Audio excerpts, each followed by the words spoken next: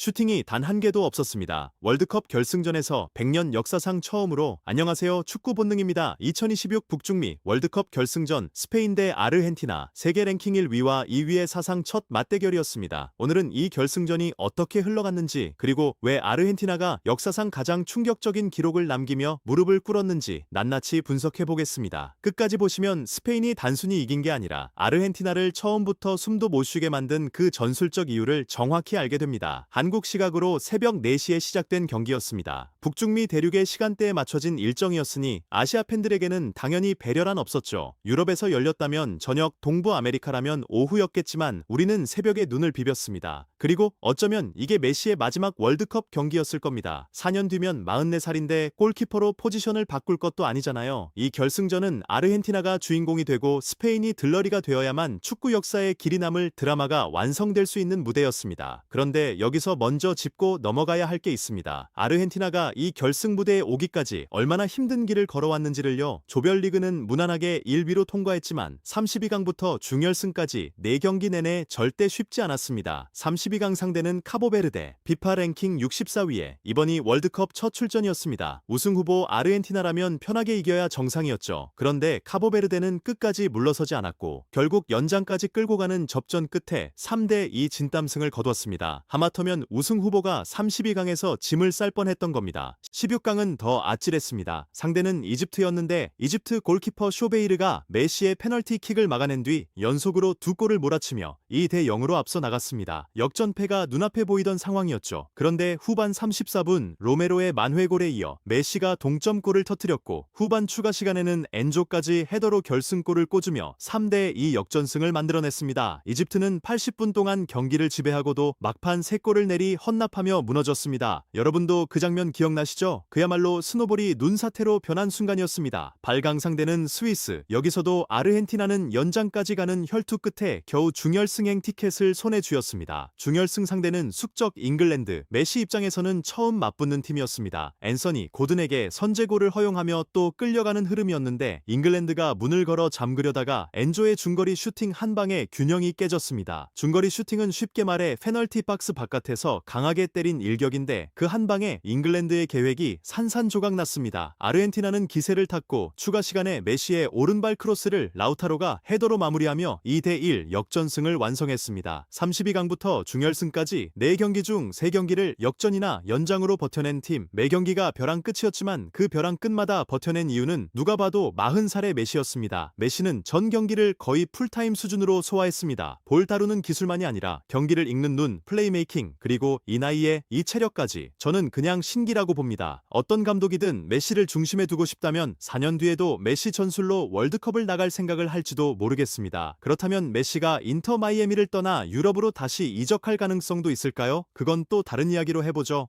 아무튼 결승전 아르헨티나가 스페인을 이기려면 새로운 드라마가 필요했습니다. 스페인의 치명적인 실수 혹은 퇴장 같은 변수가 생겨야만 가능한 싸움이었죠. 스페인 얘기를 좀 해보겠습니다. 사실 스페인은 국내에서도 크게 주목받지 못한 팀이었습니다. 이미 유로와 네이션스 리그를 모두 제패했고 그때 이미 피파 랭킹 1위였는데 잠깐 흔들리면서 아르헨티나에게 1위 자리를 내줬을 뿐이었습니다. 로드리가 십자인대 파열 부상에서 복귀한 이후 시즌이 기대만큼 완벽하지 않았고 야말도 폼이 살아나지 않았고 니코 윌리엄스도 마찬가지였습니다. 그래서 결승까지 올라오는 걸 당연하게 본 팬들도 없었고 큰 화제도 없었죠. 그런데 4강에서 프랑스와 맞붙은 경기가 중계되면서 사람들이 비로소 스페인의 진짜 위협을 실감했습니다. 단순히 수비가 강하다거나 공격이 화려하다는 수준이 아니었습니다. 상대를 아무것도 못하게 만드는 경기 운영 능력, 이게 스페인의 진짜 무기였습니다. 그리고 그 중심에 로드리가 있었습니다. 저는 이번 대회 실질적인 MVP는 로드리라고 생각합니다. 발롱도르를 수상했을 때도 논란이 많았지만 이번 대회에서 그는 자신의 가치를 완벽하게 증명했습니다. 스페인은 상대가 체력이 바닥날 때까지 기다렸다가 스스로 무너지게 만드는 팀입니다. 그런 스페인이라면 아무리 봐도 골이 쉽게 나오기 어려운 결승전이 될 거라고 봤습니다. 자, 결승전 라인업을 정리해드리겠습니다. 스페인은 골키퍼 우나이 시몬, 포백의 페드로 포로, 르노르망, 쿠바르시, 쿠쿠레야, 중원은 로드리, 파비안 루이스, 공격진은 야말, 니코 올모, 알레이스 비달이 자리했고 최전방은 오야르사발이었습니다. 아르헨티나는 에밀리아노 마르티네스가 골문을 지켰고 포백은 몰리나, 로메로, 리산드로, 마르티네스, 탈리아피코로 구성됐습니다. 중원은 파레데스, 메겔리스터, 엔조 페르난데스, 줄리아노 시몬의 넷이 섰고 최전방 전반은 메시와 훌리안 알바레즈가 투톱을 이뤘습니다. 새벽 4시에 시작된 경기 전반전은 솔직히 끔찍했습니다. 스페인이 두어 차례 공격 장면을 만들긴 했는데 정말 놀라운 건 피파 랭킹 1위 아르헨티나의 전반 슈팅이 단 한 개도 없었다는 겁니다. 이게 대체 무슨 상황인 걸까요? 저는 아르헨티나가 카보베르데 경기에서 얻은 교훈을 결승에 그대로 적용했다고 봅니다. 아르헨티나 입장에서의 계산은 이렇습니다. 스페인은 너무 정교하기 때문에 먼저 공격해봤자 역습만 허용하게 됩니다. 그 역습 상황에서는 메시가 수비 라인에서 빠지게 되고 결국 아르헨티나 입장에서는 손해입니다. 그러니 후반 80분이 지나야 진짜 승부를 걸겠다는 계획이었던 거죠. 실제로 경기는 그렇게 흘러갔고 잉글랜드 대 프랑스 중결승이 2000배 재밌었던 것에 비해 이 경기는 정말이지 수면제 수준이었습니다. 결승전이 본래 조심스러운 경기이긴 하지만 이건 그 이상이었습니다. 아르헨티나는 후반 막판에도 뭔가를 해보려던 게 아니었습니다. 그냥 연장까지 끌고 가서 승부차기로 하늘에 맡기겠다는 전략이었던 거죠. 아르헨티나의 또 다른 작전은 상대를 흥분시키는 것이었습니다. 도발에 넘어온 상대가 균형을 잃어야만 아르헨티나의 공격이 살아나기 때문입니다. 그런데 문제가 생겼습니다. 중결승에서 잉글랜드를 무너뜨리는데 결정적인 역할을 했던 엔조 페르난데스가 사고를 친 겁니다. 솔직히 말씀드리면 저 개인적으로 그다지 좋아하는 선수는 아닙니다. 그 엔조가 퇴장을 당했습니다. 처음에 쓸데없이 항의하다가 옐로 카드를 받았는데 그땐 큰 문제가 아니었죠. 그런데 후반 막판 역습을 당해 위기 상황에서 발을 들이밀며 공격을 끊어냈고 그게 바로 두 번째 옐로 카드로 이어지며 퇴장이었습니다. 엔조는 손사래를 치며 억울해했지만 누가 봐도 퇴장이 맞았습니다. 그 순간 아르헨티나의 계획은 완전히 틀어졌고 라우타로 교체 카드도 쓸 수 없게 됐습니다. 그 결과 충격적인 기록이 탄생했습니다. 아르헨티나는 연장 전반까지도 슈팅이 단 한 개도 없었습니다. 월드컵 역사 100년 만에 처음 있는 일이었습니다. 스페인은 이런 경기를 해본 팀입니다. 골을 못 넣게 막는 것과 슈팅 자체를 못하게 만드는 것은 완전히 다른 차원의 이야기입니다. 프랑스가 4강에서 그토록 무기력했던 게 우연이 아니었습니다. 스페인은 상대를 보이지 않는 우리 안에 가두는 팀입니다. 상대가 공을 잡아도 슈팅 코스도 패스 코스도 움직일 공간도 없습니다. 그게 로드리라는 엔진이 만들어내는